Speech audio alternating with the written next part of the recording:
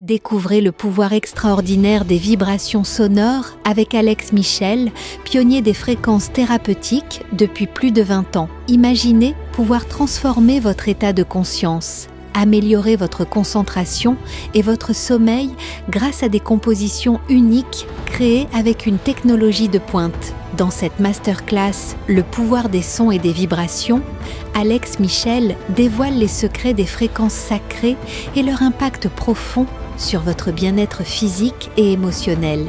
Pour assister à la masterclass, cliquez sur le lien en haut à droite de l'écran ou en description de cette vidéo. Bonjour, je suis Lise Catino, hypnokinésithérapeute et voici mon index ABC.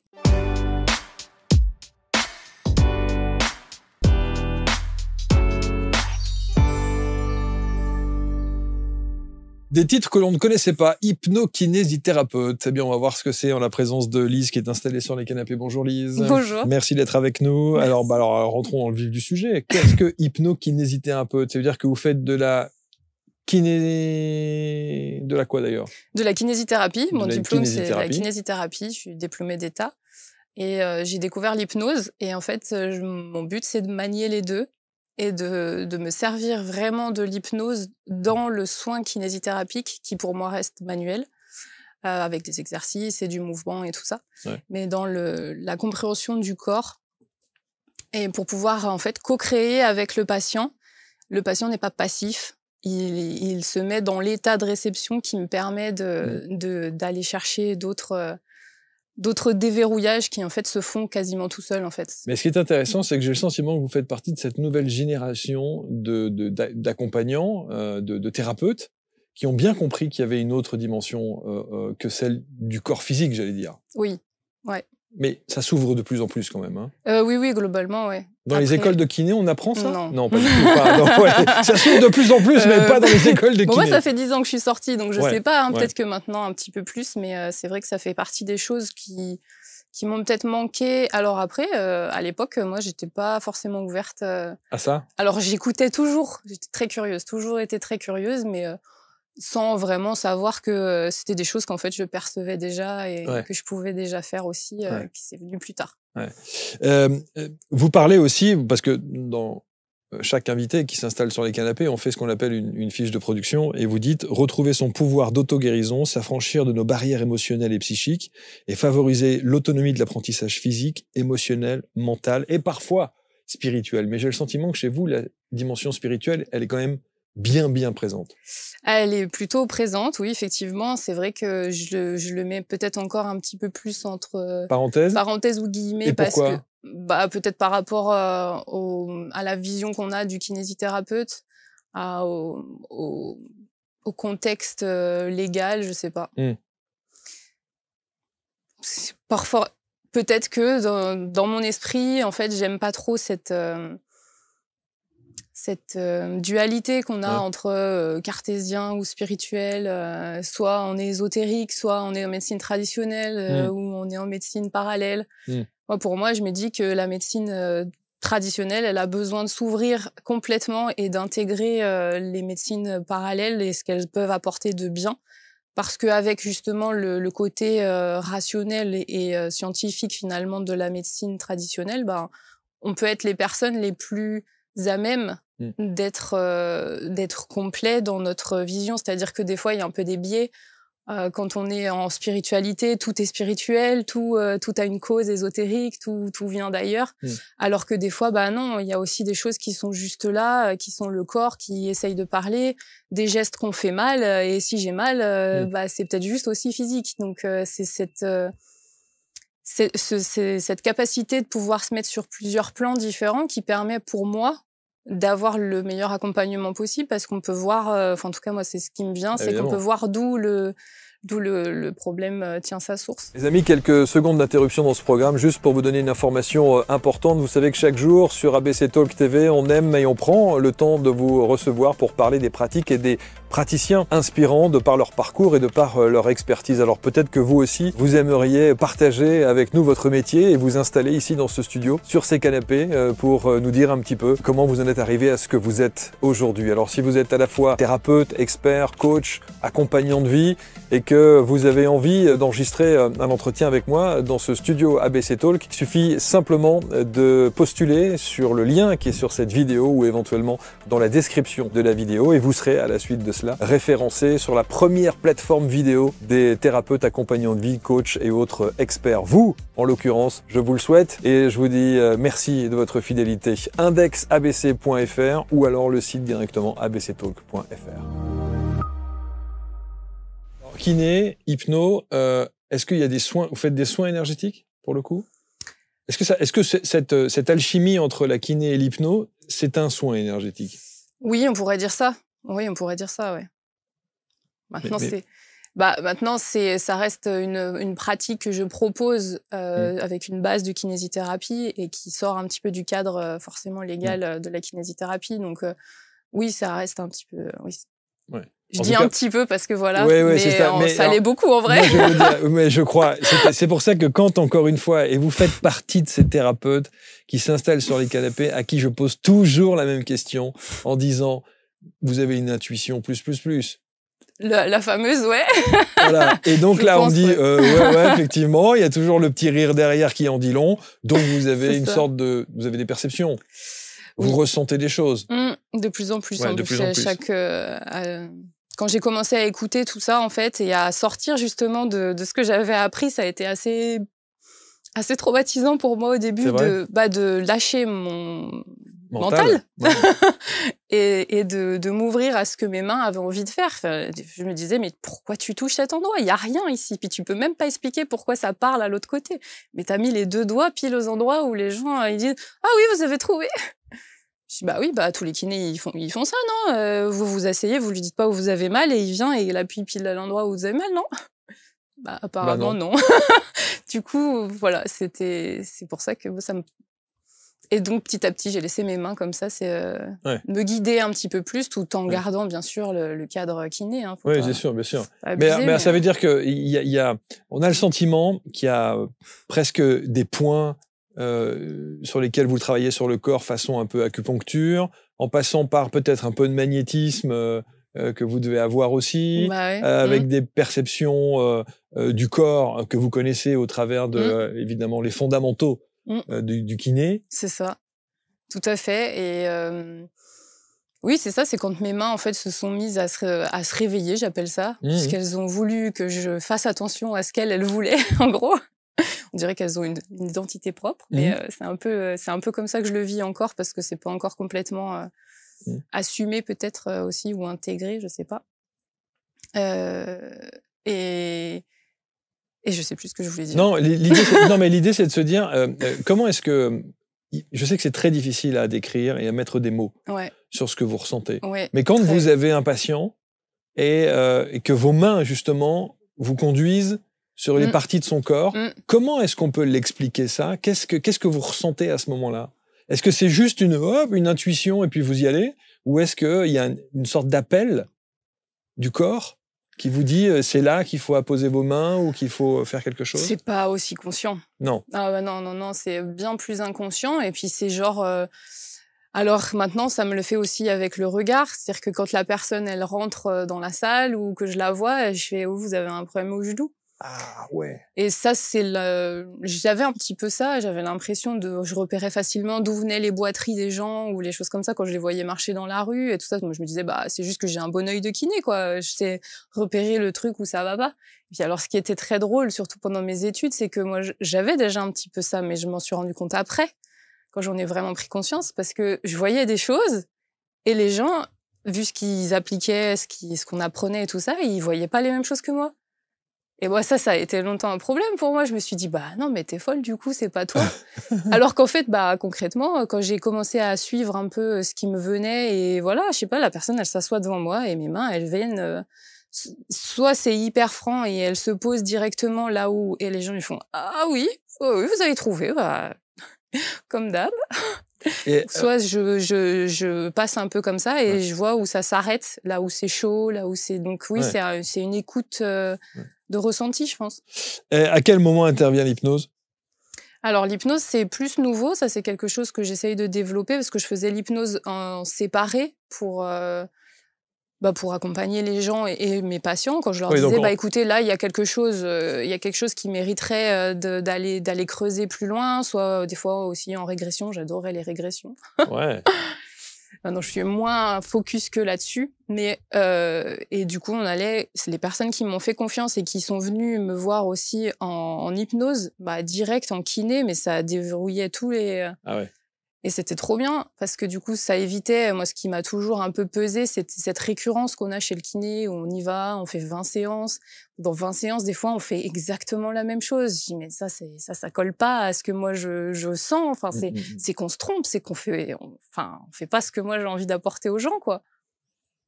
Et puis, petit à petit, du coup, je me suis dit, mais pourquoi c'est si séparé?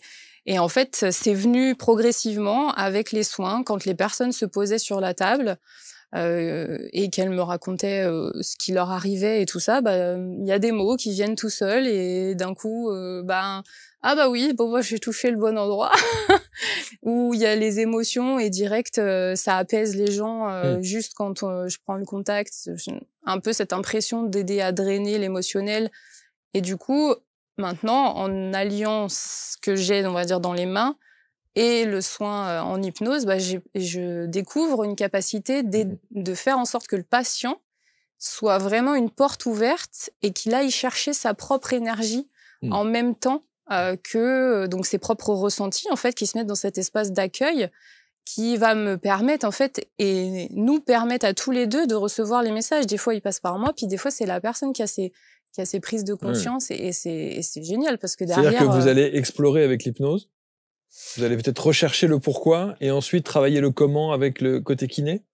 C'est même pas aussi séparé que ça. Okay. C'est vraiment, en fait, l'hypnose me permet de mettre la personne dans un état de détente suffisamment, puis les mains aussi, de toute façon. Donc, je sais même pas quel outil est utilisé vraiment à quel moment, mais si je regarde dans le concret, effectivement, c'est les mots que je vais utiliser, c'est la façon d'accompagner et de...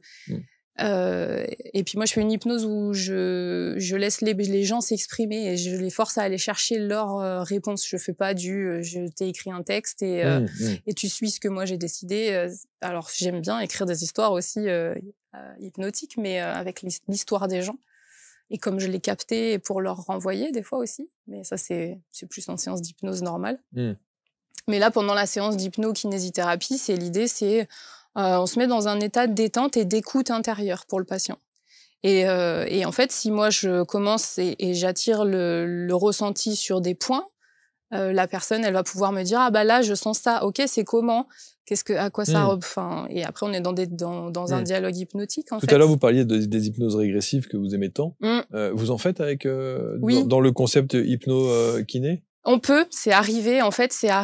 Alors moi, je provoque pas. Ça arrive si c'est le moment. Okay. Et en fait, il y a eu des patients en séance de kiné qui sont arrivés et ils étaient dans des états assez chargés émotionnellement.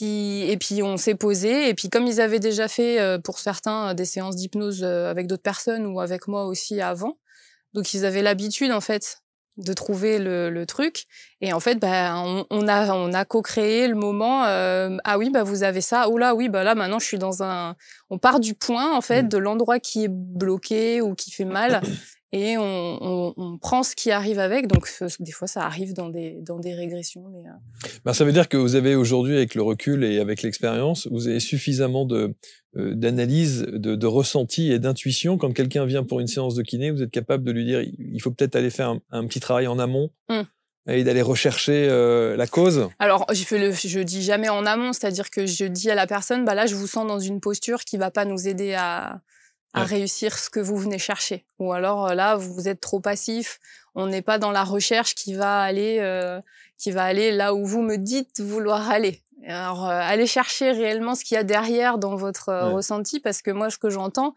c'est pas les mots que vous dites.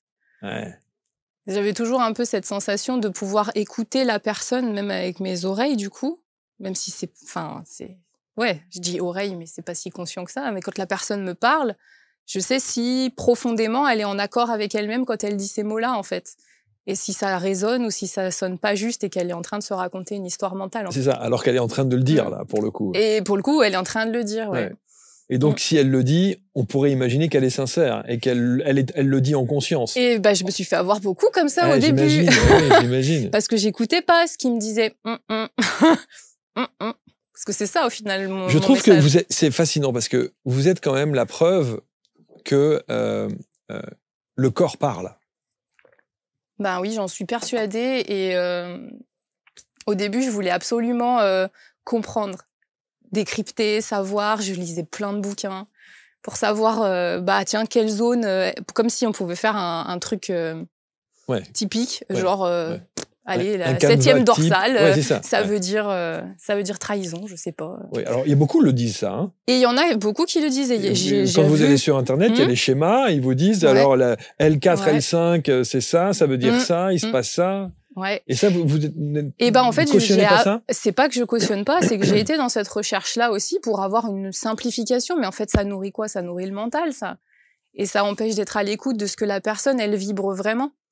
Quand on regarde plus loin que ça, des fois, ça nous emmène sur des fausses pistes aussi parce que il y a plusieurs zones, en fait, qui parlent et on sait jamais laquelle est la source de laquelle et laquelle déclenche les autres.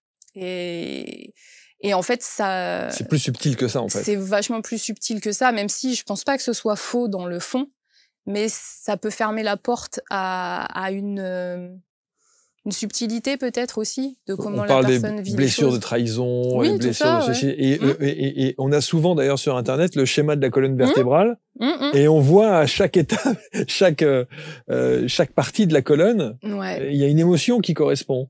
Oui. Après, moi en gros, j'ai reçu le message que c'était pas pour moi de fonctionner avec ce genre de schéma. Génial. Et qu'il fallait que j'écoute plutôt ce qui venait. Donc ça, c'était un travail aussi. D'acceptation.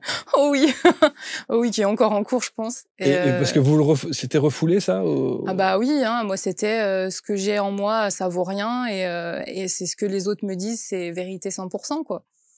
Donc petit à petit, c'est la vie qui amène à se rendre compte qu'en fait, mais si, en fait, c'est ce truc-là, je l'avais senti, en fait, et pourquoi je l'ai pas écouté, et on s'emmène dans des galères après, des fois, où on se dit, ouais, non mais il fallait. Il fallait pour comprendre, pour aller... Ça veut dire qu'aujourd'hui, vous avez quoi, de la clairaudience, clairsentence, J'en sais rien, parce que en fait, pendant longtemps, quand j'ai découvert le monde spirituel, j'ai voulu... Parce qu'il y avait personne dans ma famille qui parlait de tout ça, hein, donc c'était 100% nouveau. On va dire que j'ai ouvert une porte à la famille qui a plutôt suivi, donc ça va. Ok, super. Mais... oui, du coup, pendant longtemps, j'ai cherché à savoir ce que c'était, où je voulais voir à tout prix. Mais ça marche pas. Ça marche pas. Et c'est au moment où j'ai accepté d'arrêter de chercher et de vouloir, en fait. Parce que quand on veut, on est dans sa tête. On cherche pas dans le cœur, on n'est pas dans l'accueil. Et petit à petit, j'ai découvert cet espace d'accueil qui, en fait que l'information, elle arrive à nous par le biais qui est juste. Oh. Et donc, en fait, j'ai envie de dire, quand on est dans cet espace, on peut apprendre par n'importe quel sens. Ça peut être de la clairconnaissance, ça peut être de la clairaudience. M'arrive d'entendre des mots comme ça que je connais même pas. Je sais même pas ce que c'est. Bon, ça arrive pas tous les jours, hein, mais alors ça veut dire que maintenant, encore une fois, avec le recul, j'insiste sur le fait de dire que lorsque quelqu'un vient avec une pathologie physique, vous êtes capable aujourd'hui d'avoir le réflexe intuitif qui consiste à dire ça doit venir de là, ou il doit y avoir quelque chose qu'il faut aller rechercher là, ou l'analyse est plus fine maintenant. Oui, beaucoup plus fine, beaucoup plus fine. Je me restructure petit à petit aussi pour éviter de partir trop vite dans des choses qui sont pas aussi ce que les patients viennent chercher, parce que ça c'est un défi aussi. Ah oui, comment vous faites ? Bah oui. Quand la personne vient juste pour une séance de kiné, mais que vous savez qu'il faut aller plus loin que ça. Et généralement, je le dis et je dis ce que je perçois et la personne, après, elle reste libre de son choix et de ce qu'elle veut aller explorer ou pas. J'avoue que pour l'instant, c'est un travail sur lequel je continue d'avancer parce que c'est un peu frustrant pour moi, bien sûr. Parce que quand on voit le chemin qui va lui apporter ce qu'elle veut Et que c'est juste, hein, après, si elle n'est pas prête, elle parce n'est que pas prête, elle le fait pas. Mais parce que vous devez avoir des patients qui vous disent bon, je vais prendre 10 séances de kiné, mais vous savez que c'est pas ces 10 séances de kiné qu'il lui faut. Oui, oui. Et ça, c'est un positionnement qui est encore délicat aussi, parce que du coup, je me sentais pas forcément légitime non plus de leur dire non, je vous fais pas vos 10 séances de kiné. Oui, bien sûr. Si, ok, je vais vous faire ce que moi j'estime ne pas dépasser trop mes limites. Parce que après, ce genre de choses, quand on veut pas aller là où c'est la cause, c'est pas à 10 séances que ça s'arrête, hein. C'est je refais une ordonnance et je refais une ordonnance, et nous, si on cadre pas, après, on se fait déborder et bouffer. Du coup, c'est toujours hyper délicat de trouver le. Donc vous leur dites quoi? Vous leur dites, mais vous savez, on peut, avec l'hypnose, ça vous parle, on peut essayer d'aller faire un petit travail de recherche, si je puis dire. Oui, c'est ça à peu près. Ça dépend. Après, j'ai pas. Et là, vous avez des gens qui vont vous dire, moi, vous savez, l'hypnose, je suis pas hypnotisable. Hein. Oui, ça, il y en a. Et j'adore relever ce défi d'ailleurs, parce que je me rappelle d'une dame qui me disait, ah non, mais moi, elle était âgée. Ah non, mais moi, c'est pas possible. J'ai déjà fait avec plein de gens. On m'a dit que je faisais partie des gens qui sont pas hypnotisables, et clairement, elle avait un mental costaud. Vraiment très, très costaud. Donc oui, si elle a décidé qu'elle n'était pas hypnotisable, elle le sera pas, hein. Elle va pas lâcher. Et elle était quand même venue parce qu'elle avait dû sentir un truc différent. Elle s'est dit, allez, je vais essayer avec cette dame-là. Et elle s'est pas rendue compte. Et moi, je souriais parce que elle avait pas repéré qu'elle était en train de partir. Et pouf, elle est revenue. Et après, c'était fini. Parce qu'elle avait décidé de pas se laisser aller. Son mental était revenu après mais elle le dessus. Elle était hypnotisable puisqu'elle était partie. Elle était partie, elle avait des images, elle avait des infos, mais pouf. Et vous lui avez dit à ce moment-là, vous voyez, vous êtes hypnotisable. Après, c'est pas forcément à quoi ça va servir. Oui, je sais plus exactement. Ça, c'était au début que je faisais de l'hypnose aussi. Est-ce que, alors, quand on fait le parallèle avec les schémas qu'on voit sur Internet, cette fameuse colonne vertébrale et toutes les strates de la colonne qui permettent de dire que ça correspond à telle émotion, est-ce qu'aujourd'hui, avec l'expérience que vous avez, vous êtes capable de faire le même schéma avec différentes... Non, pas aussi précis. Non, pas aussi précis. Et puis, c'est comme s'il fallait pas que je me limite à ça aussi. Si quelqu'un vous dit, j'ai un problème à la cheville... vous arrivez tout de suite à déterminer en disant si c'est la cheville, c'est ça? Non. Je fais pas aussi systématique que ça. Je prends vraiment un temps d'écoute. Pour moi, chaque personne est différente, et dire que toutes les chevilles parlent de la même chose, c'est sûr. Déjà, on sait que on dit aussi dans le monde un peu énergétique, jambe droite, côté féminin, le côté masculin. Voilà. Non, mais pour moi, la jambe droite, c'est un peu plus masculin. Mais c'est pour moi. C'est pas forcément vrai pour toutes les personnes. Il y a des personnes pour qui c'est pas vrai. D'accord. Mais vous n'avez pas des familles, c'est-à-dire que voilà, si tu as un problème à la cheville, c'est dans la famille machin. Si tu as un problème au bas des reins, c'est la famille machin. Après, moi, je me sers pas mal aussi. Et en fait, je me rends compte que les informations, elles sont partout autour de nous. Je me sers beaucoup des expressions aussi qu'on dit. Et souvent, je le dis comme ça en rigolant pour les personnes. Comme ça fait conversation normale. En plus, ça fait pas genre j'ai posé un diagnostic ésotérique sur vous. Et en fait, je dis, vous n'arrivez pas à avancer dans votre vie, vous avez mal aux pieds, pourquoi vous posez pas c'est subtil. Et vous en avez plein le dos, enfin, c'est toutes ces expressions-là. Et des fois, il y en a qui me sortent comme ça, je dis, putain, celle-ci, j'avais même pas l'impression que je la connaissais. Voilà, ça se fait un peu plus comme ça. Et ce que vous entendez, donc c'est de la clairaudience pure. Donc ça veut dire qu'il y a des mots qui vous arrivent comme ça? Des mots tout seuls, pour l'instant, ils viennent tout seuls. Je me rappelle d'une dame où d'un coup, je travaillais sur son crâne parce que mes mains, elles avaient bugué là. Donc quand elles bug là, je les laisse faire. et elle me... Non, je crois qu'on parlait pas. Et d'un coup, enfin moi j'étais en intériorité aussi, en écoute intérieure, et c'était dans les tout débuts, ça, c'était rigolo. Ça m'avait scotché net. Pour mon mental, c'était une bonne leçon. Je posais mes questions intérieures, parce que je posais beaucoup de questions. Et je dis, qu'est-ce que je suis en train de faire? Et là, dans ma tête, j'ai glande pituitaire. Et là, Et là, moi, je fais, alors attends, retourne dans tes cours de médecine et tout. C'est quoi déjà la glande pituitaire? Et impossible de savoir. Et en fait, après, je dis, ok, d'accord, glande pituitaire. Et j'étais impossible de me l'auto-expliquer. Et en fait, c'est des mots que je savais que je l'avais déjà entendu, ce mot. Je savais que c'était dans le cerveau. Oui. En tout cas, ça faisait partie de vos cours. Oui, ça faisait partie des cours, mais quelques années avant déjà. Bien sûr. Et puis pas les choses sur lesquelles on insiste beaucoup, parce qu'en kiné, franchement, on n'en parle pas de cette glande-là. Et puis je dis, ok, d'accord, sur quoi ça travaille, quoi? Enfin, c'est quoi? Ou je pose la question encore comme ça. Et j'ai le mot hormones. Et je dis, ah ok, d'accord, apparemment, ça fait un truc sur les hormones. Vas-y, ça a pas l'air de faire du mal à la personne, elle est détendue, elle se sent bien, ça lui fait du bien, elle confirme qu'elle repart, elle est bien. Et en fait, après, bien sûr, je suis allée chercher pour me rappeler. Et en fait, c'était l'autre nom de l'hypophyse. Et l'hypophyse, ça, c'est un mot que j'aurais tout de suite capté. Pourquoi on m'a pas dit hypophyse? Pour que je sache que ça venait pas de mon mental, quoi, que c'était pas... Parce qu'à chaque fois, je me disais, non, mais ça, c'est un vieux souvenir qui est revenu. C'est 12 000 raisons de pas y croire, quoi. Est-ce que ces perceptions que vous avez, elles n'interviennent que dans votre vie professionnelle? Non. Non.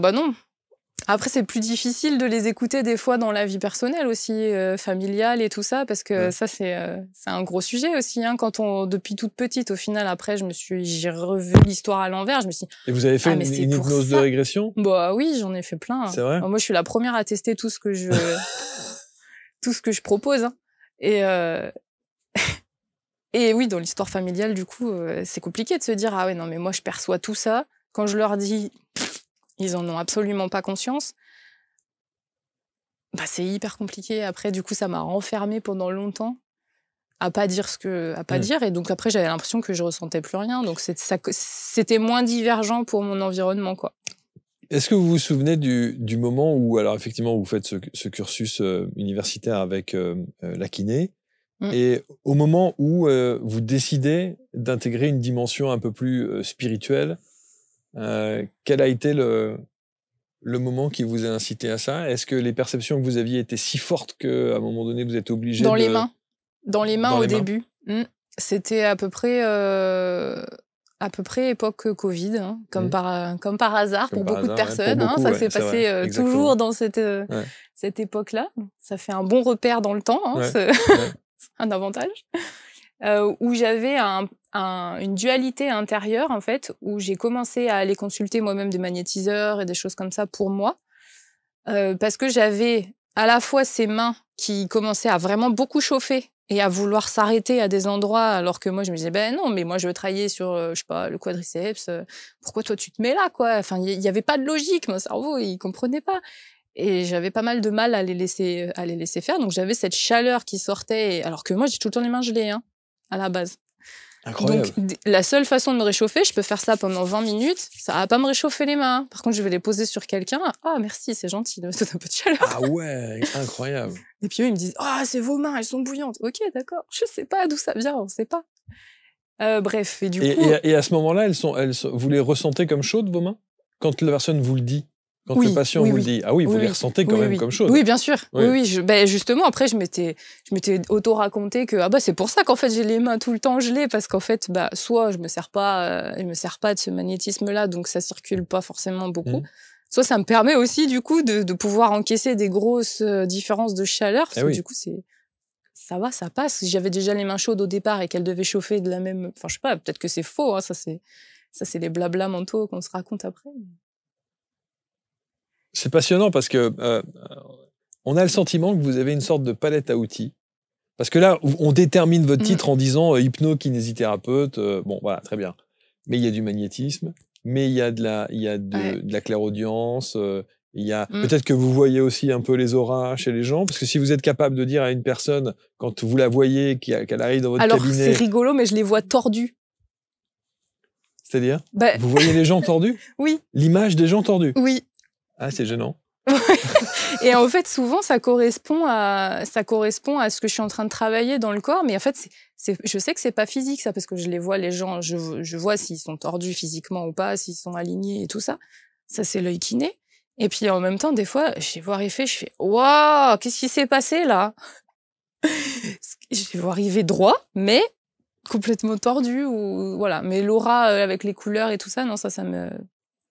Quand on a ce potentiel-là, ce potentiel que vous avez là, parce que vous êtes bien consciente de ce potentiel-là, et en même temps... Je pense que je le minimise beaucoup encore. Et je pense que, vous savez quoi, je cherchais le mot. Vous le minimisez à fond, j'ai l'impression. Oui, ça je suis d'accord.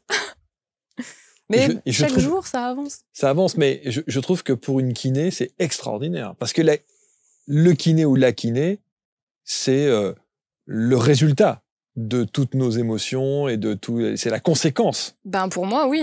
De tout ce qu'il y a en amont. Pour moi, je pense que c'est impossible de séparer.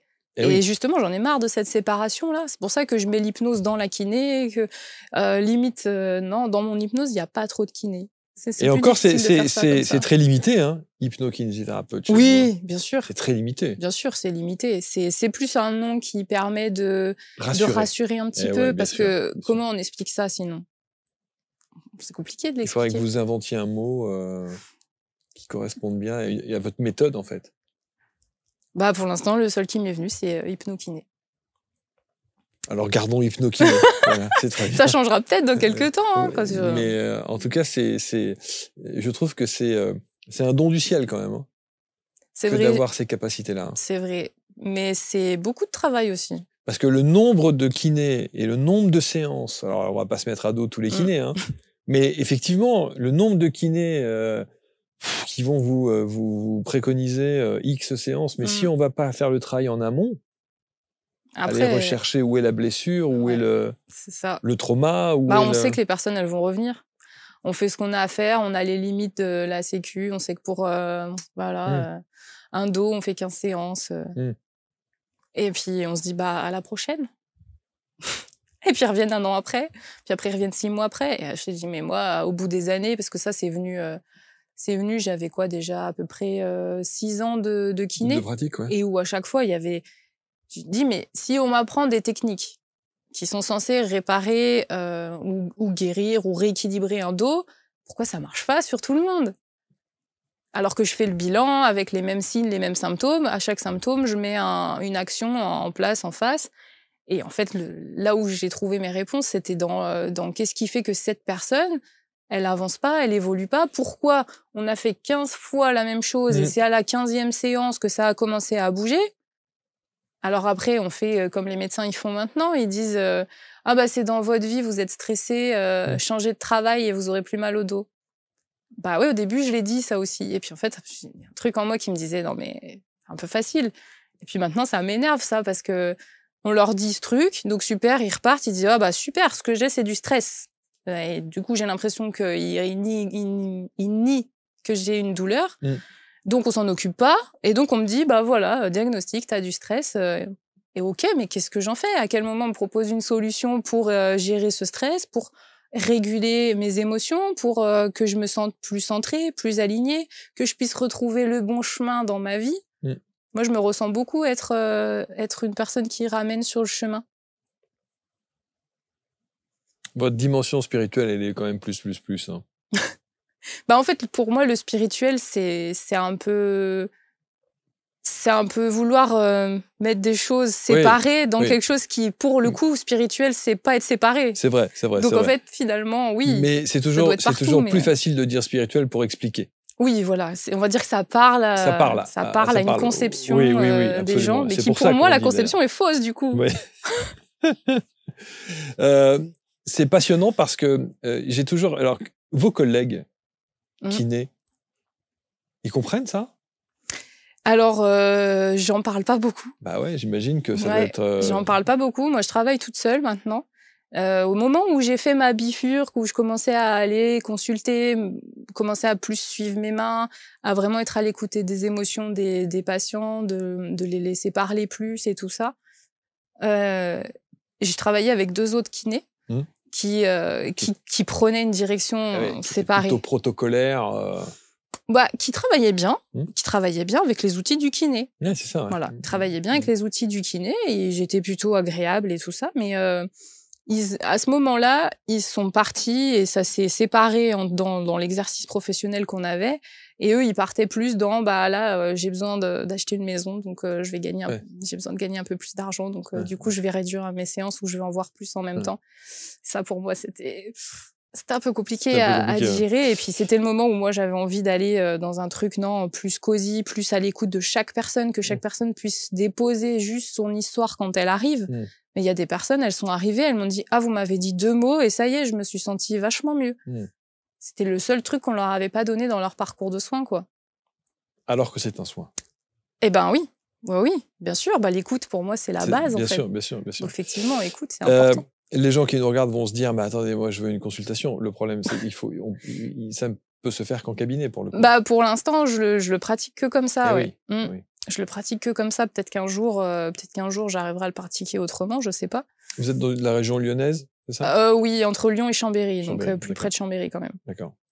Bon, donc il faudra peut-être se déplacer là-bas, mais pour le coup, si on prend le temps de bien travailler, que la personne elle arrive dans une disposition qui est vraiment à la recherche de la personne qui peut l'accompagner à aller chercher ses propres réponses à l'intérieur et qu'elle veut vraiment avancer sur elle, qu'elle est prête à remettre en question plein de choses dans sa vie, on a toutes les clés, toutes les portes pour que des fois en une seule séance, parce que je prends 1 heure pour faire ça. Pour que des fois, en une seule séance, la personne, elle reparte avec plein d'autres pistes, plein de choses sur lesquelles réorienter. Et puis, potentiellement, qu'avec le soin manuel, s'il y a des vraies douleurs physiques aussi et des conseils, parce que j'essaye de développer toute une banque de vidéos de base d'exercices de kinésithérapie. Que comme ça, je me dis, je peux... j'ai vu que pour vous, c'était cet exercice que vous aviez besoin de travailler pendant ce laps de temps, puis après, peut-être faire un suivi à distance, c'est envisageable. C'est un peu au cas par cas, c'est aussi sonder la personne dans quelle énergie elle est, et c'est ça qui me permet de savoir si... je vais pas vous faire déplacer pour rien. Moi, je fais pas de magie, donc si la personne, elle est pas dans la bonne disposition, il va me falloir des fois plein de séances pour juste arriver à la mettre dans la bonne disposition, et on aura le déclic au moment où elle sera dans le bon mood, en fait. Cette petite mamie était contente? Non, ça s'est pas très bien fini pour elle. Elle a résisté. Elle s'est pas laissée aller. Mental, donc en fait, il y a eu un moment où ça... Je pense qu'elle est encore en vie, mais elle était en phase terminale d'un cancer, du coup. Oui, en donc plus. c'est compliqué. Bon, en tout cas, moi, je trouve que c'est bravo, parce que, à double titre, parce qu'effectivement, vous faites du bien. Donc, c'est quand même déjà extraordinaire dans une vie. C'est fascinant. Et puis ensuite, parce que vous avez le courage de casser un peu les codes. Ouais, je sais pas d'où il sort, mais... Non, mais c'est vrai. J'aimerais bien que l'image de la kinésithérapie évolue, parce que pour moi, si on veut que le métier il perdure, là, il est en crise quand même, ce métier. Il peut pas rester figé comme ça. On est l'interlocuteur qui a le plus de temps pour parler avec les patients, et on a besoin de s'ouvrir, d'évoluer, d'aller chercher nous-mêmes notre propre intuition. Moi, ça, j'en rêve de ça. Pouvoir aller enseigner, après qu'on ait maîtrisé les techniques de kinésithérapie, aller enseigner aux kinés l'intuition et comment s'auto-écouter, parce que ça y est, vous avez des outils maintenant, mais l'outil le plus important, en fait, c'est vous, c'est votre corps, c'est ce que vous êtes, et c'est qui vous êtes. Alors, après, en potentiel... les potentiels seront différents pour chaque kiné, mais si juste on apprenait déjà aussi à la base dans le cursus à parler différemment, à écouter différemment le patient, parce qu'on nous le dit, oui, il faut écouter les gens. À quel moment on nous a appris à écouter? Quand on est dans un monde où on sait pas faire. Moi, c'est un truc, pour le coup, ça, je suis née avec. Je savais écouter. Et petit à petit, ça s'affine, et mon écoute, elle devient plus consciente. Donc, du coup, c'est ça qui fait la richesse. Mais tout ça, c'est des ressources qu'on a à l'intérieur de nous. Donc en fait, l'hypnose, elle prend tout son pouvoir ici, parce que c'est un moyen, et il y en a plein d'autres, mais tous ces états expansés de conscience et tout ça qui permettent de se connaître réellement dans tout ce qu'on porte comme savoir. Je trouve ça fascinant. Et si les douleurs étaient des trésors? Alors cette phrase, c'est votre phrase. Oui, elle m'est venue comme ça, celle-là. Bon, elle est parfois difficilement audible. Oui. Mais le but, c'est d'accompagner. D'accompagner là-dedans. Évidemment. Et ce qui est aussi très intéressant dans votre approche, c'est que on a bien compris la manière dont vous travaillez, on a bien compris cette intuition plus que vous avez, en tout cas vous écoutez, et on a bien compris que le corps, en tout cas pour vous, d'après ce que je perçois, c'est que n'est que la conséquence de l'état émotionnel, du vécu, ou peut-être même du transgénérationnel. Oui, bah après, on peut élargir à tout plein de choses. Loin, et puis souvent, les choses, en fait, on se rend compte qu'elles se mélangent. C'est-à-dire que maintenant, je m'accroche plus à savoir d'où ça vient réellement, mais je suis ce qui est là, et l'étape du moment, en fait. Et parce que ça marche bien. Si on force les choses, on se complique la vie. Quand on est dans ce qui se présente le jour J, là, on a les portes, c'est comme si l'inconscient, il nous disait, viens, aujourd'hui, c'est ça qu'il faut que tu lui dises, parce que moi, j'arrive pas à lui faire comprendre autrement, quoi. Et j'ai une petite pensée pour les cabinets de kiné, avec les 5 ou 6 petits box où on vous allonge, on vous met 3 électrodes sur le dos et on vous dit, à tout à l'heure, monsieur. Pour moi, c'est des collègues qui c'est pas des kinés, hein. Qui sont des techniciens. Ils ont appris à utiliser des machines. Oui, bien sûr. Et moi, je travaille plus du coup avec ces machines. J'ai commencé aussi, on me disait, ah bah tiens, les ondes de choc, c'est fabuleux, c'est génial pour les tendinites. J'ai essayé, j'en ai acheté une, j'ai trouvé ça génial pendant un moment, jusqu'au moment où ça a pas marché sur toutes. Ah ouais, pourquoi? Et on va chercher, et on voit, à comprendre, bien sûr. Et les personnes y vont ou y vont pas. Mais donc du coup, moi, j'ai tout vendu. Et puis maintenant je dis en fait moi j'ai pas besoin d'une machine qui fait du magnétisme parce que elle est là. Et j'ai pas besoin d'une machine qui vient taper au bon endroit parce que avec mon doigt les gens ils disent ça. C'est pas moi qui l'ai inventé, hein, c'est ce qu'ils me disent tous. Ils me disent mais Lise, vous avez des aiguilles au bout des doigts, c'est pas possible. Là, vous êtes en train d'appuyer, j'ai l'impression que vous êtes au fond de mon os, c'est horrible. Que moi j'ai juste un point de contact quoi. Et vous êtes guidé pour ce point de contact. Oui. Ouais. Voilà. Mais très inconsciemment. Bon, il faudra aller du côté de Chambéry dans un premier temps, mais en revanche, on peut vous consulter quand même juste pour avoir cet échange. Oui, je pense. En visio, c'est un truc à développer. Pour ensuite peut-être aller voir un kiné en disant, j'ai parlé avec une de vos consoeurs et je pense que ma problématique est liée à ça. Oui, alors après, il faudra que le kiné ait la capacité de suivre ou pas. Après, je suis pas sûre que ce soit au kiné de le faire, pour le coup. Mais en tout cas, que le kiné, que la personne ira voir, en tout cas que la personne ne pose pas tout son pouvoir sur juste ce kiné-là et qu'il attende qu'il résolve ses problèmes à sa place, mais qu'elle soit bien consciente que c'est elle qui va aller chercher ses réponses. Et alors ça, pour le coup, oui, le suivi plus émotionnel ou plus... celui-là, il peut être fait à distance, Lise Catino, voilà, vous avez son prénom, son nom, vous avez presque son adresse et on va vous mettre autour de cette vidéo l'intégralité des liens pour entrer en contact avec Lise dans sa fiche index, évidemment. Merci d'avoir fait le déplacement. Merci. Bravo, continuez comme ça parce que ce sont des gens comme vous qui, cette nouvelle génération d'accompagnants, évidemment de thérapeutes, puisque vous êtes diplômé kiné, qui vont changer, je pense, qui vont considérablement faire évoluer les choses, c'est sûr. En tout cas, j'aimerais bien y participer, ça c'est sûr. Et vous êtes sur le chemin. Merci Lise. Merci à vous. Merci infiniment. On se retrouve, vous commentez comme d'habitude, vous partagez. On se retrouve très vite pour un prochain portrait index. Salut.